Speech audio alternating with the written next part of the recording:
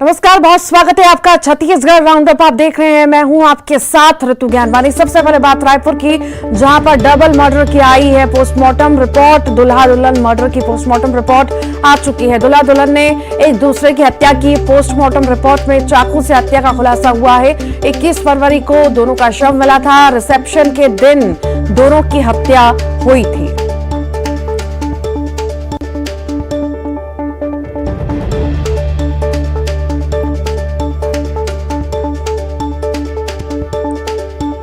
तो ये बड़ी खबर इस वक्त आपको बता रहे हैं। रायपुर डबल मर्डर की एक घटना है जिसमें पोस्टमार्टम रिपोर्ट आ चुकी है। दूल्हा दुल्हन मर्डर की पोस्टमार्टम रिपोर्ट आई। दूल्हा दुल्हन ने एक दूसरे की हत्या की है। पोस्टमार्टम रिपोर्ट में चाकू से हत्या का खुलासा हुआ है। 21 फरवरी को दोनों का शव मिला था। बता दें, रिसेप्शन के दिन ही हुई थी दोनों की हत्या। टिकरापारा वाले मामले में अभी तक जो सर्कमस्टेंशियल एविडेंस मिले हैं उससे यह स्पष्ट है कि उसमें जो दो लोगों की हम लोगों को बॉडी मिली थी उसमें दूल्हे के द्वारा ही जो है दुल्हन की हत्या करके हत्या किया गया था। उसके बाद खुद ही सुसाइड कर लिया गया, क्योंकि सर्कमस्टेंशियल एविडेंस से ये क्लियर है कि किसी तीसरे आदमी की उपस्थिति वहाँ नहीं थी। और कुछ लोगों ने वहाँ पे जो प्रत्यक्षदर्शी जो साक्षी थे उन लोगों ने भी बताया कि उन दोनों के अलावा उस रूम पर कोई भी उपलब्ध नहीं था। हम लोग पीएम रिपोर्ट का भी वेट कर रहे हैं, लेकिन जो सर्कमस्टेंशियल एविडेंस है उससे क्लियर है कि वो हत्या करने के बाद आरोपी के द्वारा स्वयं ही आत्महत्या कर लिया गया था। और इसमें जो नार्को टेस्ट की बात आ रही है, तो नार्को टेस्ट किसका कराया जाए और ना ही पुलिस के द्वारा कोई नार्को टेस्ट की इसमें बात कही गई है। जब पीएम रिपोर्ट मिल जाएगा उसके बाद हम लोग आगे की उसमें विवेचना करेंगे। तो पीएम रिपोर्ट आ चुकी है। 21 फरवरी को बता दें आपको दोनों के शव मिले थे। रिसेप्शन के दिन ही दोनों की हत्या हुई थी और इसी मामले में जांच पड़ताल लगातार जारी थी। पोस्टमार्टम हुआ था पर इसकी रिपोर्ट नहीं आई थी, जो आज आ चुकी है और बड़ा खुलासा हुआ है। ज्यादा जानकारी के लिए युगल तिवारी हमारे साथ जुड़ गए हैं। युगल, रायपुर में मर्डर केस के मामले में पोस्टमार्टम रिपोर्ट का इंतजार किया जा रहा था लंबे वक्त से और अब वो आ चुकी है और खुलासा यही हुआ है कि उन दोनों ने एक दूसरे पर हमला किया था।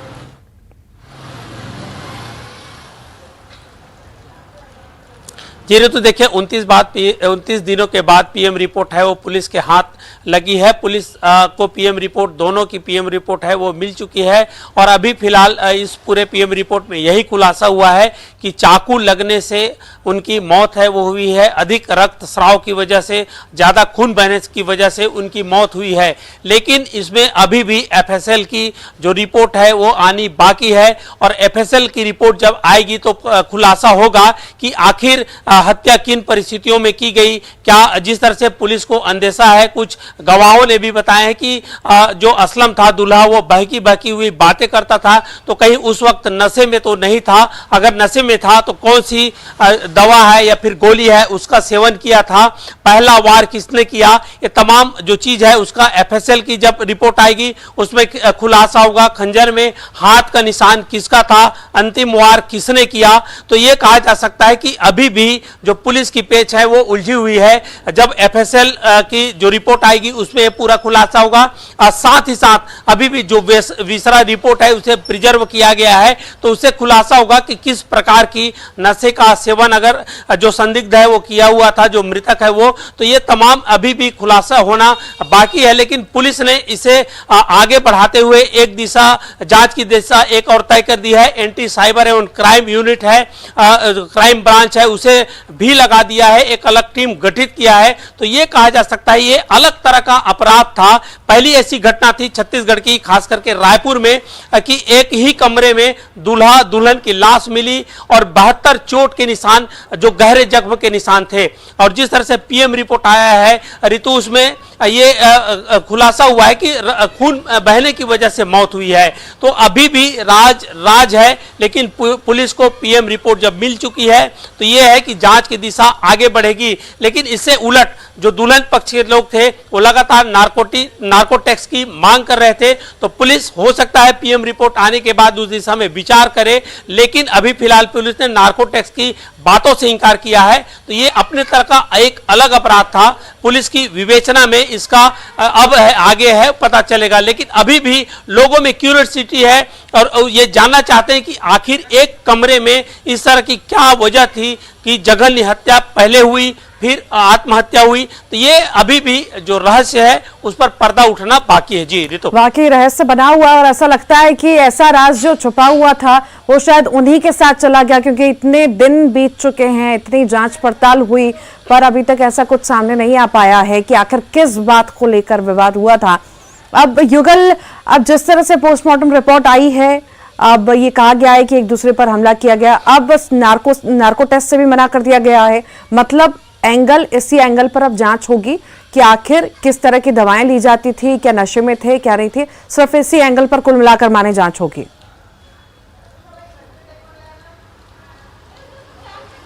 जी देखिए, जिस तरह से दुल्हन के परिजन हैं उन्होंने आवेदन दिया है पुलिस को। अब आवेदन ये देखना होगा कि पुलिस पीएम रिपोर्ट से अगर संतुष्ट नहीं है, एफएसएल रिपोर्ट से संतुष्ट नहीं है, या फिर वेसरा रिपोर्ट आने में विलंब हो रहा है, या फिर वेसरा रिपोर्ट आता है तो उसके बाद जो नार्को टेस्ट के जो आवेदन है वो न्यायालय के समक्ष रखा जाएगा, प्रस्तुत किया जाएगा। न्यायालय अगर नार्को टेस्ट की अनुमति देती है तो नार्को टेस्ट होने का या फिर कराने का प्रावधान है, लेकिन दूल्हा पक्ष है नार्को टेस्ट की मांग कर रहा है। लेकिन जिस तरह से सबसे बड़ी बात यही है इस पूरी जो घटनाक्रम में या फिर इस हत्या और आत्महत्या के मामले में सबसे अचरज की बात यह है कि उनका प्रेम विवाह था। 4 साल से पहले से वो दोनों एक दूसरे को जानते थे और ठीक पार्टी की रात। बहुत शुक्रिया युगल जानकारी को साझा करने के लिए। धमतरी से बड़ी खबर की बात करेंगे। आगामी 23 मार्च को नगरी में अहम बैठक होने वाली है। रिजर्व फॉरेस्ट के 60 गांव के प्रतिनिधियों के साथ जिला प्रशासन ये बैठक करेगा। चर्चा के लिए 9 बिंदु भी तय किए गए हैं। प्रशासन से सहमति बनने के बाद धरना स्थल से आंदोलनकारियों ने हटना शुरू कर दिया है। दोपहर 3 बजे से कलेक्टोरेट को घेर कर 2000 लोग बैठे थे। हम लोग कहीं भी बैठ जाएंगे। रोड में कोई खाना रोड नहीं बनाएंगे, कोई खाना नहीं आएगा यहाँ पे। गाड़ी बुलवाएंगे, यहाँ कोई खाना नहीं होगा, सोचो के मंगा दोगे तो नहीं होगा। फिर मैं उसी संविधान के तहत भाई जनता की मांग है। 23 मार्च को नगरी में अहम बैठक होने जा रही है। बता दें आपको, रिजर्व फॉरेस्ट के 60 गांव के प्रतिनिधियों के साथ ये जो है सामने लोग बैठे हैं। चर्चा के लिए 9 बिंदु भी तय किए गए हैं। प्रशासन ने सहमति बनने के बाद आंदोलनकारी जो हैं हटने लगे हैं। दोपहर से कलेक्टर के घर के बाहर 2000 लोग बैठे हुए थे। हम लोग कहीं भी बैठ जाएंगे। रोड में कोई खाना रोड नहीं। आज जो हम लोगों को जो समस्या था हाँ 9 बिंदु में वो हम लोग नगरी में वहाँ मीटिंग करेंगे। वहाँ अधिकारी हर एक के विभाग के अधिकारी वहाँ मौजूद रहेंगे। कलेक्टर साहब भी जाएंगे। कितने तारीख को? 23 तारीख को। हाँ आप लोग मान गए उनका प्रश्न? हाँ। अब जा रहे हो यहाँ से? हाँ। कहाँ जाओगे अब घर जाएंगे, वापस घर लौटोगे? हाँ। ठीक है। 23 तारीख को कितने लोग आओगे वहाँ पर? वहाँ 60-70 लोग आएंगे। अच्छा, लेकिन आपके साथ वाले बोल रहे हैं कि हम भी जाएंगे, तो भीड़ बढ़ेगी तो फिर परेशानी नहीं होगी? परेशानी तो होगा अच्छी, अब मानेंगे नहीं तो फिर आना पड़ेगा ना। देखिए, इसमें लगातार चर्चा के बाद एक सार्थक समाधान निकला है और अभ्यारण्य समिति के साथ इस बात पर सहमति आई है कि नगरी में जाके एक बैठक ली जाएगी कलेक्टर महोदय के द्वारा और संबंधित विभाग के अधिकारी भी उपस्थित रहेंगे। तो जो अभ्यारण्य संघर्ष समिति ने 9 मुद्दे उठाए हैं उस सभी पे जाके सार्थक चर्चा होगी और 1 to 1 जो डिस्कशन होगा वो किया जाएगा। बैठक में कितने लोग उधर से रहेंगे, इस पर कोई सहमति बनी? इनके द्वारा बताया गया कि 60 ग्राम पंचायतें रहेंगी, 60 ग्राम रहेंगे। तो उन ग्राम के सभी ग्रामों का एक प्रतिनिधि चाह रहे हैं। तो 60 की समिति की रूपरेखा उनकी तरफ से स्ट्रेंथ रहेगी और हमारी तरफ से जो संबंधित अधिकारी है उस विभाग के जो लगभग 10 से 12 होंगे। और ज्यादा जानकारी के लिए अभिषेक हमारे साथ जुड़ गए। अभिषेक, आखिर ये पूरा मामला क्या है, विस्तार से बताइए और क्या क्या मांगे हैं इनकी? रितु, ये पूरा मामला सीता नदी उदंती रिजर्व फॉरेस्ट के 25 से 30 गांवों का है।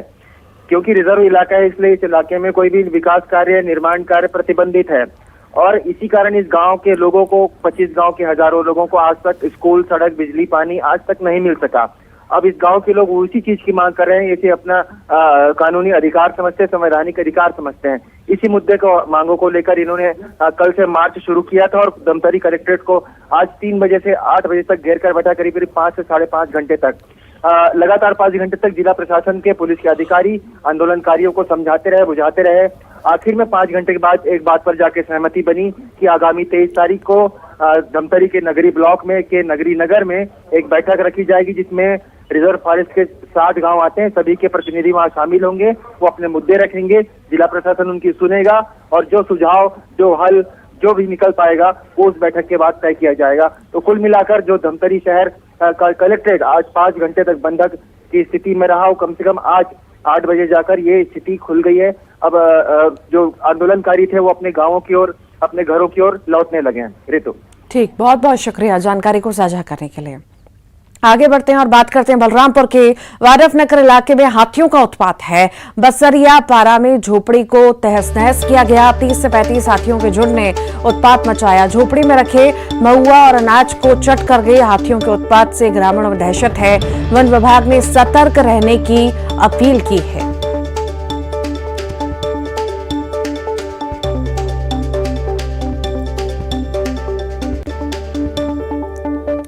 छत्तीसगढ़ में बदरा बेईमान हो चुके हैं। बेमौसम हुई बरसात मुसीबत का सबब बन गई है। प्रदेश में लगातार हो रही बारिश के कारण जनजीवन अस्त व्यस्त है। हम एक साथ आपको 8 जिलों की तस्वीरें दिखा रहे हैं। कवर्धा, बलरामपुर, जांजगीर चांपा, जशपुर, बिलासपुर, सूरजपुर, कोंडागांव और बलौदाबाजार, ये अलग अलग जिले, लेकिन परेशानियां एक जैसी। कहीं नजारा कश्मीर सा तो कहीं तेज आंधी बारिश, कहीं फसलें बर्बाद हुई तो कहीं घर टूट गए। पहाड़ी इलाकों में हो रही बारिश के कारण नदियों का जलस्तर भी बढ़ने लगा है। कहीं रिमझिम बरसात तो कहीं मूसलाधार बारिश। जल जमाव जैसी समस्याएं आम हैं। इधर मौसम विभाग ने ऐसे मौसम से राहत नहीं मिलने का अनुमान जताया है।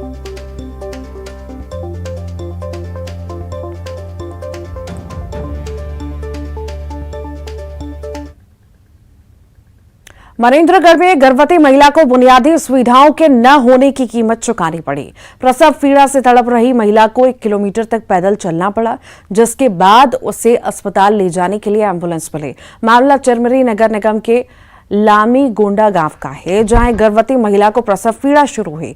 परिजनों ने एम्बुलेंस को फोन किया, लेकिन गांव में सड़क नहीं होने की वजह से एम्बुलेंस गांव तक नहीं पहुंच सकी। मजबूरी में एम्बुलेंस को गांव से तकरीबन 1 किलोमीटर रोका गया, जहां तक गर्भवती महिला को पैदल चलकर जाना पड़ा। उसके बाद महिला को अस्पताल पहुंचाया गया। उधर मामले में जिला कलेक्टर PS ध्रुव ने कहा कि जैसे ही उन्हें इस मामले की जानकारी मिली, उन्होंने तुरंत गांव में सड़क बनाने के लिए प्रस्ताव तैयार करने के लिए कहा है। नगर निगम क्षेत्र के वार्ड क्रमांक 1 में आने वाले जो बस्ती है, वहाँ फॉरेस्ट एरिया से लगा हुआ है, वन भूमि है, और वहाँ पर कच्ची रोड बना हुआ है। और उसको रोड को दुरुस्त करने के लिए, उसमें WBM रोड बनाने के लिए या उसको CC करने के लिए नगर निगम कमिश्नर को प्राक्कलन तैयार करने के लिए मेरे द्वारा निर्देशित किया गया है। जैसे ही समाचार पत्रों के माध्यम से, इलेक्ट्रॉनिक मीडिया के माध्यम से ये जानकारी मेरे संज्ञान में लाया गया है, तभी से ही मैं कमिश्नर को प्राक्कलन बनाने के लिए तत्काल निर्देश दिया हूं। बिलासपुर में कोरोना ने न सिर्फ दस्तक दी है, बल्कि संक्रमण से एक महिला की मौत भी हो गई।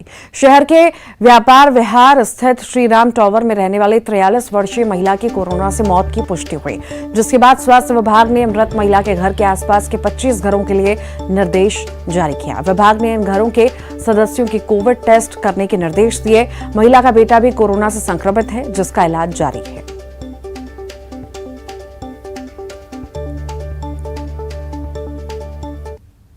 व्यापार विहार में एक महिला को सर्दी, खांसी, blood pressure, sugar, post Covid morbidity थी।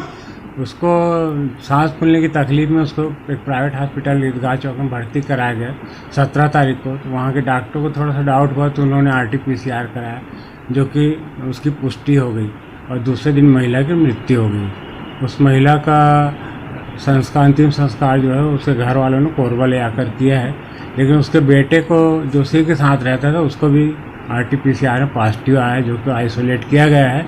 और उस रिहायशी इलाके के 25 घरों में कॉन्टैक्ट ट्रेसिंग आज से शुरू कर दिया है।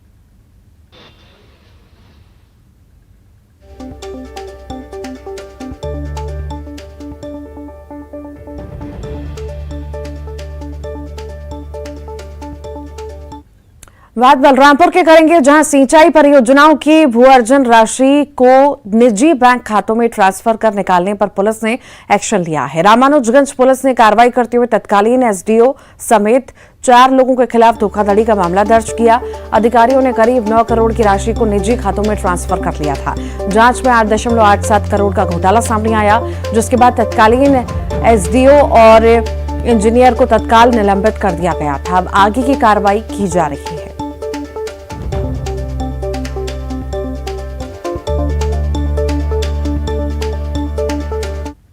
का मामला है जहां पर शासन के द्वारा जांच कायम की गई थी, जिसमें WRD जो जल संसाधन विभाग है उसके 4 अधिकारियों के विरुद्ध करीब 9 करोड़ के गबन की जांच हुई है और उस जांच उपरांत शासन के द्वारा थाना रामानुजगंज में अपराध कायम कराया गया है और मामला भी विवेचना में है। अभी मामला कायम किया गया है और विवेचना जारी है। विवेचना के उपरांत गिरफ्तारी। भोपाल से बड़ी खबर की बात करेंगे। भोपाल कलेक्टर का बड़ा फैसला लिया है। भोपाल कलेक्टर ने बड़ा फैसला लिया। बोरवेल खोला छोड़ा तो केस होगा। लापरवाह लोगों पर केस होगा। धारा 144 और 188 के तहत FIR होगी। एसडीएम और तहसीलदारों को सर्वे के निर्देश दिए हैं। खोले पड़े बोर और ट्यूबवेल का पता लगाएंगे। तो भोपाल कलेक्टर ने बड़ा फैसला लिया है। ये बड़ी खबर आपको बता रहे हैं। बोरवेल खुला छोड़ा तो केस होगा, ये बड़ी बात उनके द्वारा कही गई है। बोरवेल खुला छोड़ा तो केस होगा। लापरवाह लोगों पर केस दर्ज होगा। धारा 144 और 188 के तहत FIR होगी। एसडीएम और तहसीलदारों को सर्वे के निर्देश दिए हैं। खुले पड़े बोर और ट्यूबवेल का पता लगाने के निर्देश उनके द्वारा दिए गए हैं।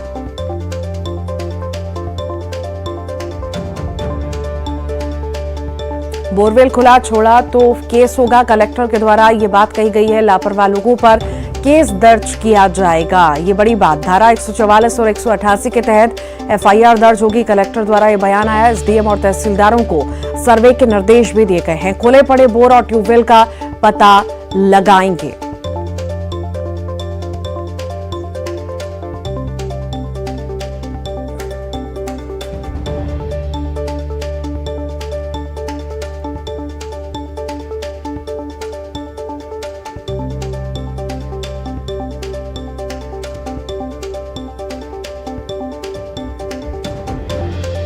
और ज्यादा जानकारी के लिए जितेंद्र हमारे साथ जुड़ गए हैं। जितेंद्र, बोरवेल खुले छोड़े जाने पर अब केस दर्ज होगा, तो अब सख्त नजर आ रही है सरकार भी और प्रशासन के लोग भी।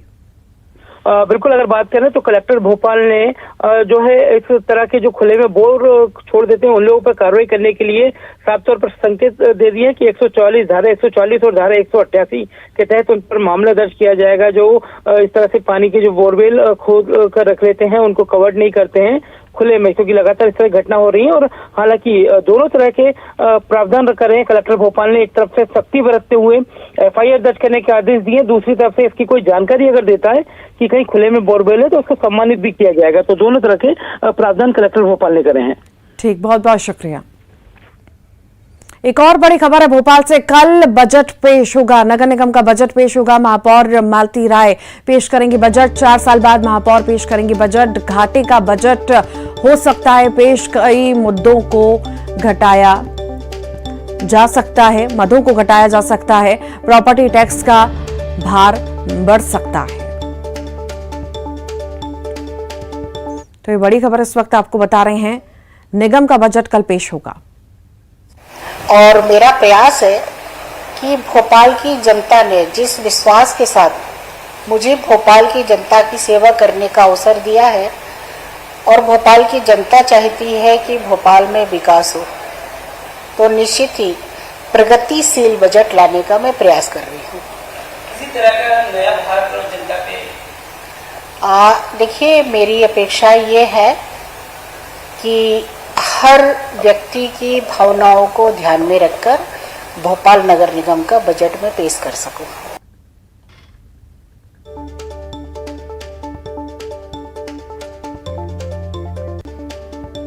तो नगर निगम का बजट पेश होना है और नगर निगम की बैठक में 4 स्थानों के नाम बदले जाएंगे। जगहों के नाम बदलने का मुद्दा फिर से तूल पकड़ रहा है। नगर निगम 4 जगहों के नाम बदलने की तैयारी में है, जिसमें से 2 बीजेपी के दिवंगत नेताओं के नाम रखे जाने हैं। स्वर्गीय बाबूलाल गौर और कैलाश नारायण सारंग के नाम पर रखे जाने के प्रस्ताव आए हैं।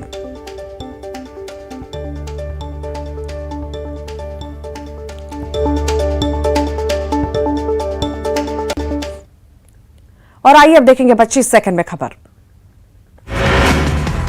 एक दिवसीय दौरे पर राजनांदगांव पहुंचे खाद्य मंत्री एवं संस्कृति मंत्री अमरजीत भगत। मां बमलेश्वरी देवी की पूजा अर्चना की। रायपुर के रिंग रोड पर दर्दनाक हादसा, तेज रफ्तार ट्रक ने बाइक सवार को रौंदा। दुर्ग में सेक्सटॉर्शन गिरोह का हुआ खुलासा।